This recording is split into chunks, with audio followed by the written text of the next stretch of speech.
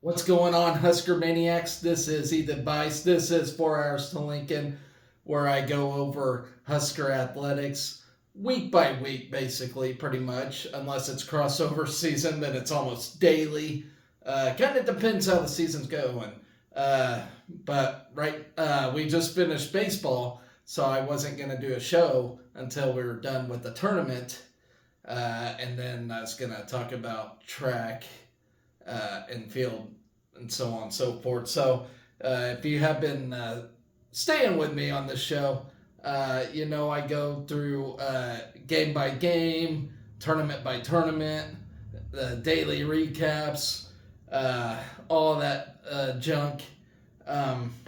We didn't make it through the regionals in baseball, as y'all know, which really, really bites. Baseball still had a decent season.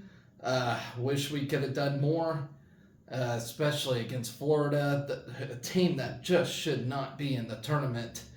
And I just feel like we have bought into that narrative of how great the SEC is, even though to me they're pretty much on an even playing field as us. I really truly believe that. I don't think the SEC is as great as what the voting committee wants to say and whatnot, but you know what? It's all in the past. We bought into it, we lost. On to track and field now, where after track and field, we don't get anything till early August, so really depressing. At least it's Olympic year, so we do got that if you guys are into the Olympics at all. I don't know what Husker athletes are competing. I know we had some in the last Olympics, but this year I don't know. But maybe I can get a list together and find out who's and what. But exciting stuff right there. So if you guys do follow my show, I like to recap everything that goes on for the sake of the show. I know you're probably thinking, well, it's pointless now. Baseball season's over. Yes, but I do like to recap so that way you guys can go back and then see how we did all last year. If it's next season and you want to be like, well, what did we do last year? You can look back on my show and be like, oh, okay, well, that's how, So it's almost like keeping a log of things if that makes sense. So I'm going to recap the weekend for you, even though baseball hasn't moved on, just so we can clear that out. And then I got just a bit of news for you regarding volleyball and women's golf, as we got a transfer added into the Husker family for golf, and then just scheduling news for volleyball. So quick show today. And then I'll be back with you guys talking about track and field, what I think's gonna happen, where I think we stand in track and field. We sent 19 athletes to Eugene this year, which all starts on Wednesday. So we got that action to look forward to, and then after that we get a summer break. So I'm gonna take a break and hopefully be back next year doing all this. Kind of depends how things go with the baby and all. So, excuse me. And by the way, this show is unedited. So, yeah, you're going to get burps. You're going to get yawns. All that jazz. I don't have time to edit these things. So, let's get started. By the way, the show is brought to you by Spotted Cow, brewed in Wisconsin. I had a work buddy bring me back a beer from Wisconsin. Apparently, it's the best beer in the nation. It's called Spotted Cow. I have not tried it yet, but I'm going to give it a swig real quick, see what I think about it. But yeah, good stuff here. Let's see.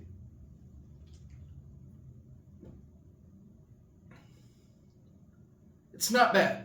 It's pretty good. So yeah, brewed only in Wisconsin. Had to do a little smuggle run for me, but yeah, I was interested in trying it out. They said it was voted like one of the best beers in the nation. It's brewed they're in Milwaukee, I guess. So, uh, yeah, it's not bad. I kind of like it. All right. So we're going to recap baseball, starting with Friday's game against Florida, game one of the regional. And I shall say, you know, uh, you tell me beginning of the year you're going to win a conference tournament and then you're going to get a regional bid. I'd be okay with that, you know. And it's not like we got smoked or anything, you know. We won a game against Niagara, who gave us a bit of a scare. But you know what? I'll take a banner anytime, any day. You know, there's only going to be one national champion, so your chances and odds of being national champion are very slim. So you know what? I'll take that banner anytime. Yeah, it would have been nice to do more. It would have been really nice to get a super regional berth. But hey, that's the name of the game. I'm sure we'll be back next year in this thing. I do think Will Bolt's found his way with this team. I think we'll consistently be in the regional every year, so on and so forth. So, you know what? Not a bad year. We got our 40 wins too. You know that should be any baseball team's goals, getting 40 wins. So here we go, ladies and gentlemen. Game one against Florida. As we drop the opening round on Friday, Nebraska did score 2 runs on 8 hits, while Florida tallied up 5 with 14. Gabe Swanson went 2 for 3 with a home run and 2 RBIs in his 5th multi-hit effort in his last 7 starts. Ben Columbus reached in 3 of his 4 plate appearances with a single and 2 walks, while Rhett Stokes added a 2-hit game. Case Sanderson, Josh Caron, and Dylan Carey each recorded knocks for the Huskers. Brett Sears was dealt his first loss of the season after lasting 5 innings and surrendering 3 earned runs on 10 hits. The right-hander punched out 4 batters and walked just 1, giving him 101 strikeouts on the season, which is the 9th most in the season in program history. So he's got that going for him. Drew Christo, he tossed 4 innings of relief behind Sears, allowing 2 earned runs on 4 hits with a quartet of strikeouts. Across his last 5 appearances, he has posted a 2.50 ERA, allowing just 5 runs across 18 innings. Florida took an early 1-0 lead on a leadoff home run to left center field off the bat of Cade Curlin. The Gators pieced together a pair of singles to put runners on first and second, but Sears coaxed a double play to escape the jam. Despite an early deficit, Nebraska did respond with a run after Sanderson's one-out single and Columbus's walk. Swanson continued to swing a hot bat as he faced an RBI double into the left center gap to score Sanderson and even the game at 1. And this has been the story the whole weekend, is we just could not get guys runs. You know, we would strand the bases and just not get runs in, and it was entirely frustrating, to say the least. Let's see. Both teams went scoreless in the second inning as Sears worked around a leadoff double and hit batter and with a pair of punch-outs to finish the frame unscathed. Jack Caglione began, and by the way, terrific ball player. He is going to be a first-rounder in the MLB draft for sure. But he began the third with a double. But Sears then recorded his 100th strikeout of the season and forced a pop-out for 2 quick outs. He became one of 9 Huskers in program history to post 100 or more strikeouts in a single season, and the first since Johnny Dorn in 2008. However, 2 straight 2-out hits, capped by a 2-run double from Ashton Wilson, put Florida back in front 3-1 in the 3rd inning. Nebraska managed walks in the 3rd and 5th frames, but were unable to capitalize on either as the Gators maintain a 2-run lead after 5 complete innings. Cristo entered out of the bullpen in the 6th inning and was greeted by a leadoff double. Florida's 5th of the afternoon. The junior bounced back with 2 lineouts and a flyout sandwiched by Caglione. Intentional walk to strand a pair of Gators on the base paths. Down 3-1 entering the bottom of the 6th. Swanson sent a 105-mile-per-hour solo homer off the scoreboard in left field to cut the Gator lead to 1. It marked the junior's 4th long ball in his last 7 games and his 2nd RBI of the day. He tossed a scoreless 7th inning, but the Gators tallied an insurance run in the 8th after a leadoff single and ground out moved a runner into scoring position.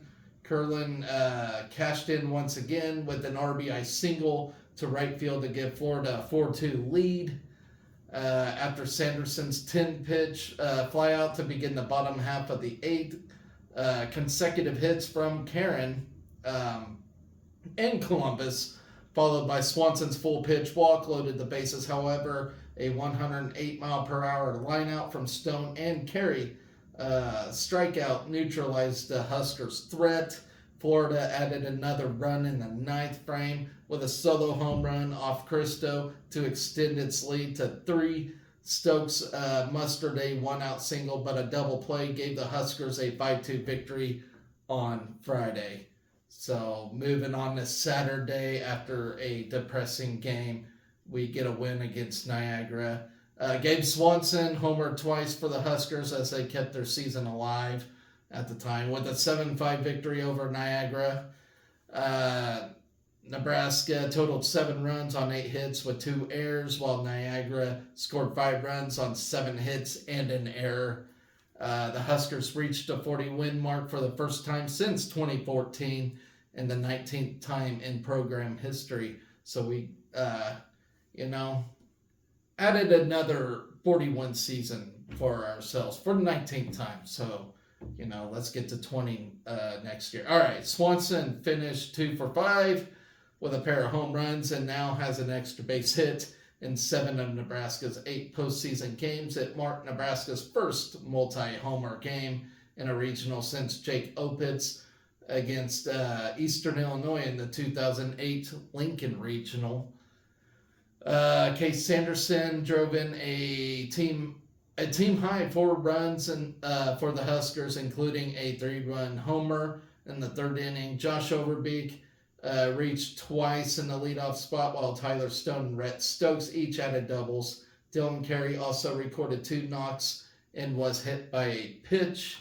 And how about Gabe Swanson this weekend? He had a pretty good weekend. Okay, Mason McConaughey improved to 9-3 for the season with 6 innings of work for Nebraska, allowing 5 earned runs on 5 hits with 10 strikeouts and only 1 walk.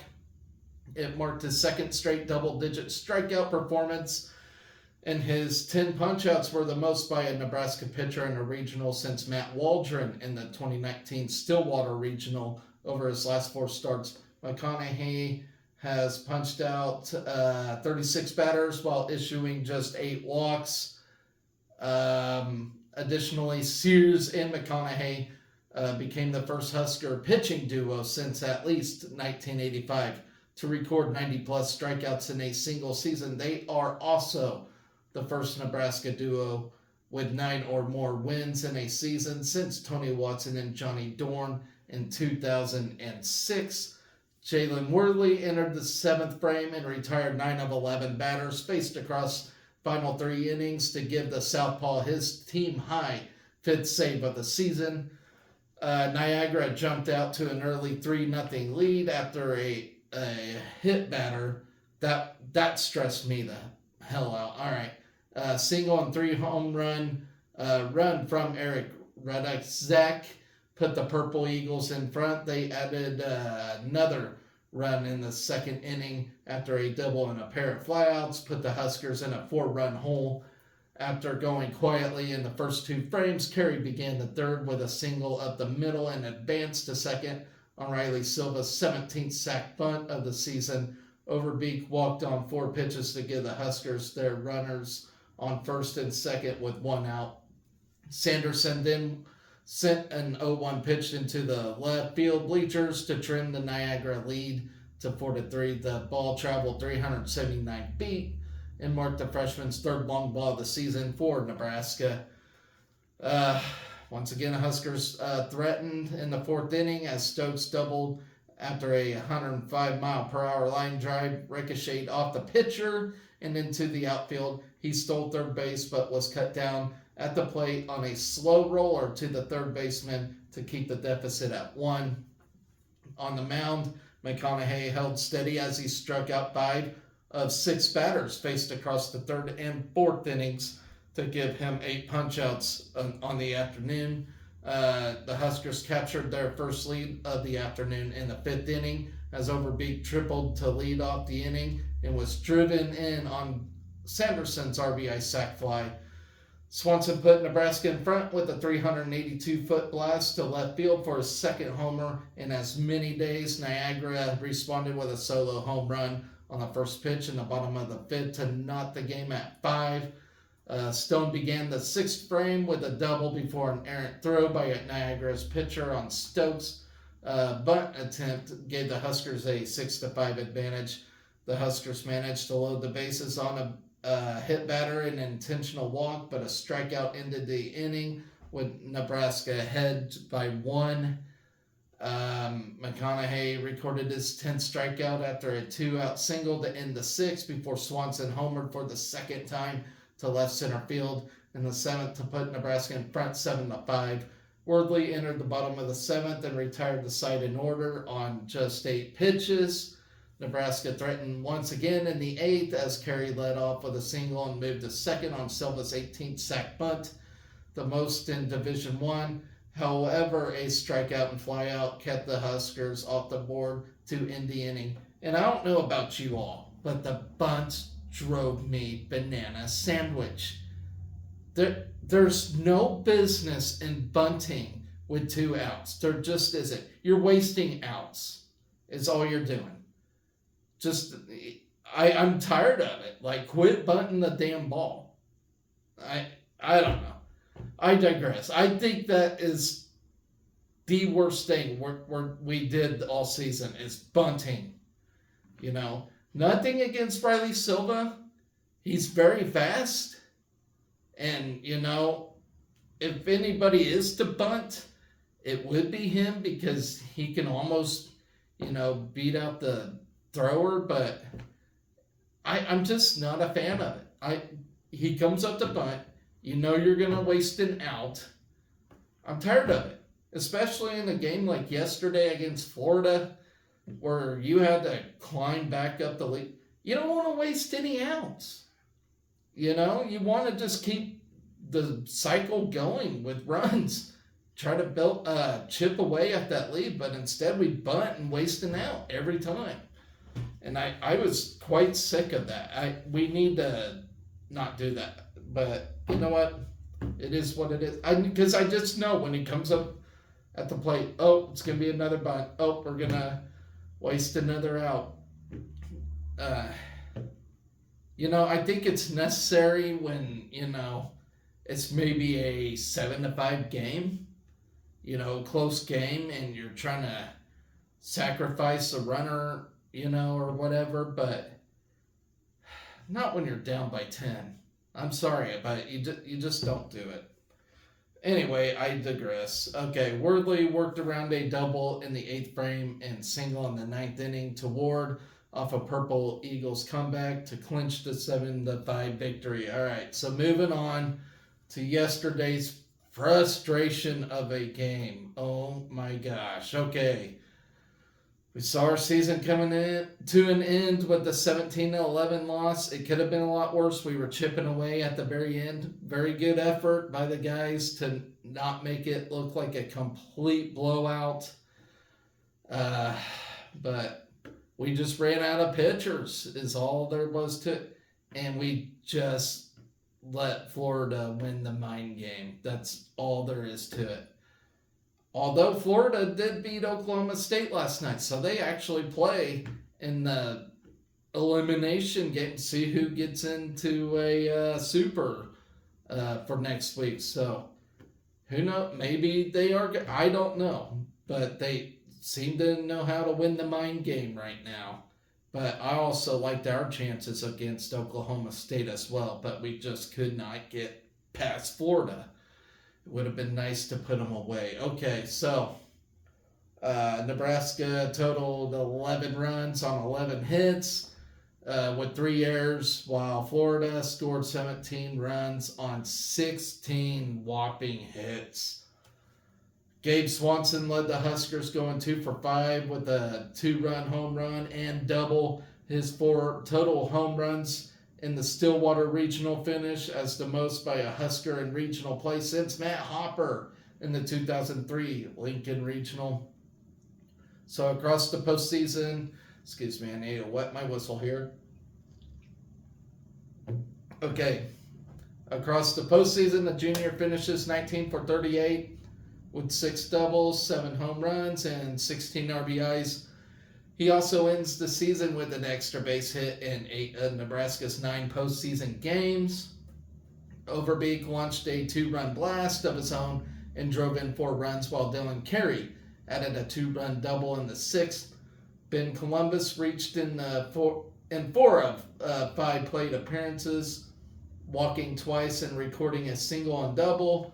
Rhett Stokes has tallied 2 knocks with an RBI, and Clay Bradford added an RBI double.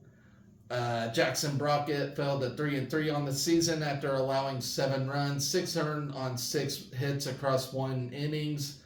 Kyle Freilich retired 8 of 9 batters in his 2 innings of work, allowing just 1 hit. Casey Dye, 7 boards. Kyle Perry combined to throw for 4 frames, while Ty Horn retired all 3 batters faced in the 9th inning. Nebraska grabbed the lead in the top of the 1st inning, while Case Sanderson, his 1-out walk after a deep fly out into the warning track. Swanson hammered a 2-run home run to left field that traveled 410 feet and put the Huskers up 2-0. I was jumping for joy. I was excited. I was just thinking, holy cow, we're winning the mind game and we're going to get in on the championship here. Not so fast, my friends. Okay, Florida responded in the bottom half after a throwing error and 4-pitch walk. Put a pair of Gators on base, a wild pitch, an RBI single through the right side from Colby Shelton. Even the game at 2 with an inning in the books. Silva reached in the 2nd on a walk and stole his team leading 32nd base of the season to advance into scoring position. One thing I can say about Riley Silva is he's a genius when he reaches on base, but what the hell is he thinking when he gets out? You know, it's kind of like that. I love it when he steals a base. I think it's the smartest move ever, but boy, when they tag him out before he gets to base, that's the dumbest decision whatsoever, blah, blah, blah, you know. So that's just one thing about Riley Silva. Yes, he is impressive. Looking back, it's like, okay, you know, he made some impressive plays, but at the time, it's just like, dude, come on, you know. But, you know, Overbeek then parked a 2-run long ball into the left field bullpen that put Nebraska back in front 4-2. The Gators managed 5 runs on 6 hits in the bottom of the 2nd inning as 3 straight singles to lead off the frame, cut the deficit to 1. Jack Caglione then gave Florida a 6-4 advantage with a 3-run shot down the right field line. A hit batter and 2 consecutive singles padded the Gators' lead to 7-4 after only 2 innings. God, that was so frustrating. Okay, both teams went quietly in the 3rd and 4th frames before the game entered a lightning delay, and I really think that screwed us right there. But that was in the top of the 5th after Sanderson's double. Couldn't ask for a worse time for a lightning delay, you know. So yeah, that put the game on hold for 2.5 hours. No, 2 hours, sorry. resumed at 4:41 p.m. Swanson at the plate. Runner on second. Who knows what would have happened if that lightning delay did not happen? Because I really think that just took all the momentum away. It really did. And it's just frustrating. I know you can't help Mother Nature sometimes. I've heard some people say that lightning left a long time ago. Then I heard some say that it was just bad. I do not know. But all I know is Mother Nature just was not kind to us that day. Can we ever have anything nice? All right. Where did I leave off? Okay, after a scoreless inning from Dice, Nebraska began the sixth with a walk from Columbus and an infield single from Stokes. Carey then slapped a 2-run double down the left field line to plate both Huskers and cut the deficit to just 1 run. Once again, I was excited. I was into the game again. Florida, however, did answer with 4 runs in the 6th and 6 runs in the 7th to take an 11-run lead. God, are you kidding me? That's all I can say is, are you shitting me? Are you shitting me? Are you shitting me? The whole time. Nothing's more frustrating. You were right there, and then you just... I respect the decision to trust your pitcher and keep him out there, but man, you're just, I don't know. That's why I'm glad I'm not a baseball manager. Sometimes you just have to make some damn tough decisions, and I don't know. I would have probably pulled him out, and that would have probably been the worst decision you can do. You know, who knows? It just sucked. You know, allowing that many runs in 1 inning, it is just okay. Columbus doubled to begin the 8th, and a free pass to Stokes put 2 runners on base. A pinch hit RBI double from Bradford and 2-run single from Overbeek made it 17-9 in the top of the 8th. And where did Bradford come from? I know he played in some game, but he's not our typical starter. They just put him in because they knew we were defeated, but he just went out there and showed what's up, you know. So I don't know. I think he's a freshman, but don't hold me on that. Because I'm not for sure, but if he is, look out. Okay. Horn entered and struck out a pair of batters. Horn came in and just did a fantastic job.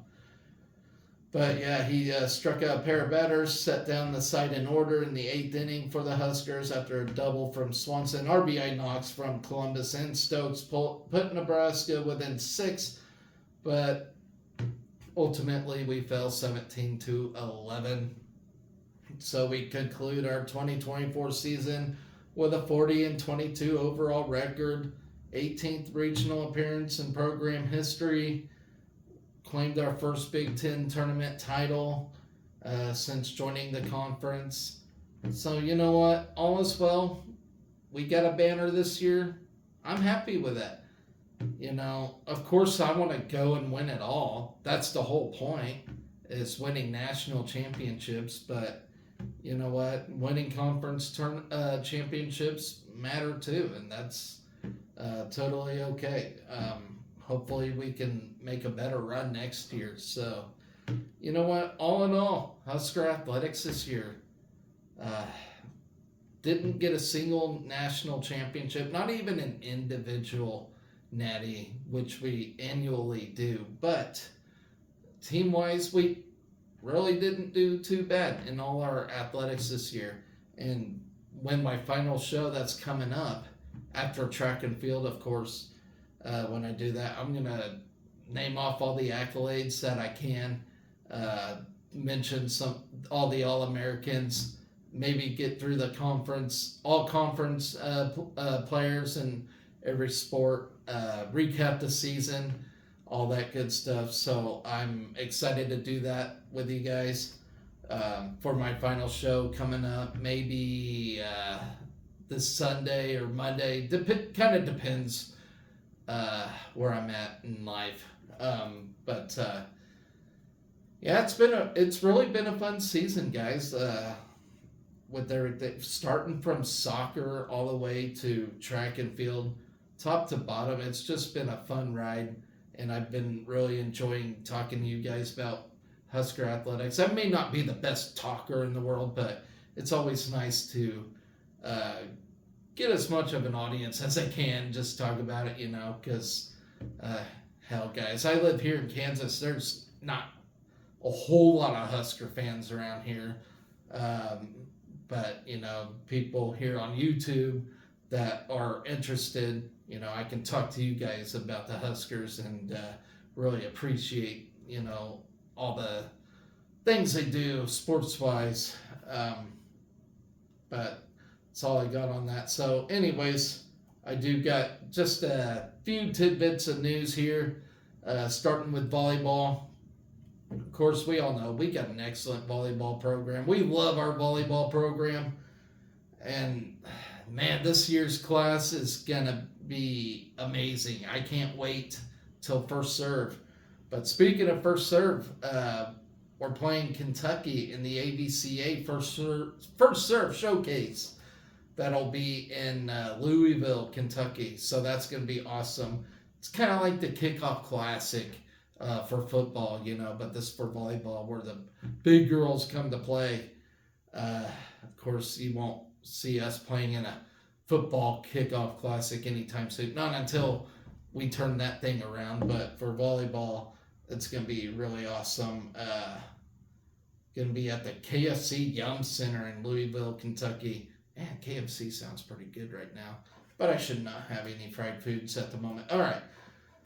So we will play first match of the season, taking on Kentucky at 6.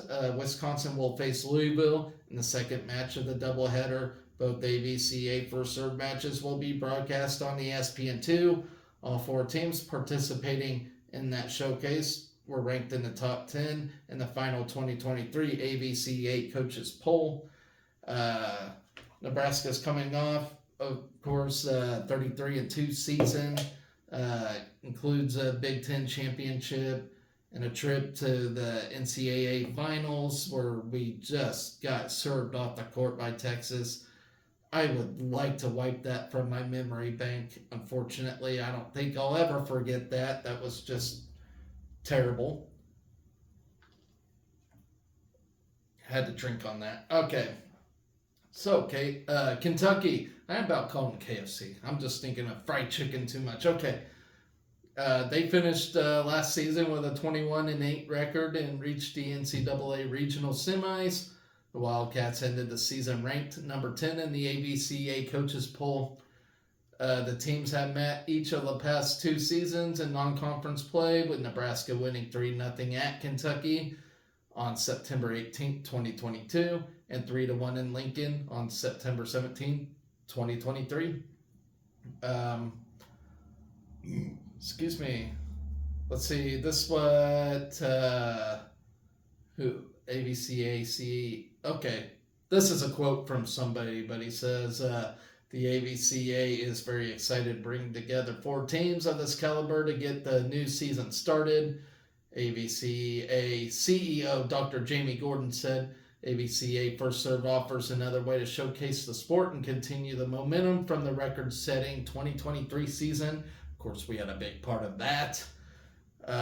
With the AVCA First Serve taking place in Louisville on August 27th, it means the 2024 season will both begin and end at the KFC Yum Center, which is also the site of the 2024 NCAA Division I Women's Volleyball Championship from December 19th and December 22nd. Nebraska will also make a trip to Louisville the weekend of September 21st through 22nd for a non-con match against the Cardinals. So we played both Kentucky teams, who are very good, by the way. Danny Busboom and the Louisville Cardinals. So it's not like we got it easy, especially with the West Coast teams coming in for Big Ten play. It's going to be a very, very tough, brutal schedule for us. But you know what? You can't be the best unless you beat the best. That's what Ric Flair always says. Woo! All right. Let's see. AVCA First Serve marks the dawn of a new era for the association's preseason event. The AVCA sponsored similar early season events from 1995 to 2011 and in 2014, and is able to restart this tradition based on its existing exemption through the NCAA for such competitions. So, really cool stuff there. I cannot wait. All right. Last bit of news today. Women's golf adds a transfer. I like to talk about people joining the Husker family just because they're part of us now. All right. So, forgive me for this. This is going to be a tough name to pronounce. Simran Shaw will join the Nebraska women's golf team for the next season. Head coach Gene Sutherland announced today she's a transfer who spent the first 2 collegiate seasons at Virginia Tech and will have 3 seasons of eligibility remaining. She competed as an individual at the Valspar Augusta Invite as a true freshman for the Hokies, totaling 165 over 2 rounds at Forest Hills Golf Club. She redshirted as a sophomore in 2023-2024. A native from Carlton, Texas, Shaw recently fired rounds of 76 and 74 to tie for 51st in a 132-player field on a par 72, 6,300-yard layout at the Texas Women's Open in Grapevine. She tied for 12th at the 2023 Texas Women's Open at the Bridges Golf Course in Gunter with a 3-rounded total of 217. Let's see. She does say, I'm thrilled to join the University of Nebraska and pursue my academic and athletic career under coaches Gene Sutherland and Matt Zedrick. She also says, I'm excited to be part of a program that values excellence both in the classroom and on the course. Go Huskers. So, hey, solid fit. She sounds like a really nice girl. Okay, so Shaw is a 3-time MVP for the Hebron High School team that won the Texas 6A UIL District and State Golf Championships in 2021. She was also the 2019 All-District UIL champion. As a high school freshman, she broke the Hebron school record with a low round of 65. An accomplished junior golfer, she won the inaugural First Tee National Championship at Clemson, South Carolina in 2021. She qualified for the USGA Girls Junior Championship in 2018. She also captured an individual title at the AJGA Gateway First Bank Tulsa Junior Open in 2020. That's a lot of damn words. Okay. It followed a championship at the Texas Legends Alamo Shootout in 2019 and win at the TaylorMade Junior Open presented by PGA Superstore in 2018. I feel silly for naming it, but that's what it is. Okay, she qualified for the Women's USGA 4-ball in 2019 and played in the Texas Women's Open in 2020. She also competed in the Rolex Tournament of Champions in 2020 and was invited to play in the Rolex Junior Championships in 2020 and 2021. She owns a low round of 64 and was listed as high as number 93 in the Rolex AJGA rankings. She's the daughter of Ravi and Shaya Shah. I'm sorry, I'm not trying to make fun, but that was kind of funny to say. I'm sorry, people. Okay. Simon's sister, Serena. All right. Let's get focused here. I didn't drink too much, I swear. Okay. Serena played for the Sutherland at SMU. Serena was an all-AAC selection as a senior at SMU in 2022. after top 10 individual finishes at the AAC Championship in 2021 and 2022. She was a 3-time WGCA All American Scholar. Simran plans to major in business administration at Nebraska. So, hey, looks like a good fit for the women's golf team. So, I'm very excited. She'll join Kellyanne Strand there, and hopefully, we do a lot of good with this golf team. So, we didn't have a bad season this year, as Kellyanne Strand herself made the regional and all as well. So, anyways, guys, that's going to do it for my show today. I will be back with you as soon as I can to talk about track and field, which starts on Wednesday. Which starts on Wednesday. So join me for that, as I will try to break down all 19 athletes and see where they land. And I'll try to give my best prediction as possible, see how we land in the NCAA championships. But I feel like we'll have top 25 finishes for both men and women, because I think they're having a really good season this year. So I would not be surprised to end the season ranked, but how high is to be seen. So I'm going to dive deep in that and see what our odds, chances are, see where we land, and hopefully come out with some champions in this thing. So anyways, guys, that's going to do it for my show today. So I'll be back with you possibly tomorrow. We'll see. I mean, it probably will have to be tomorrow because, it starts on Wednesday. So anyways, guys, take care. Always remember to be excellent to each other. Go Big Red.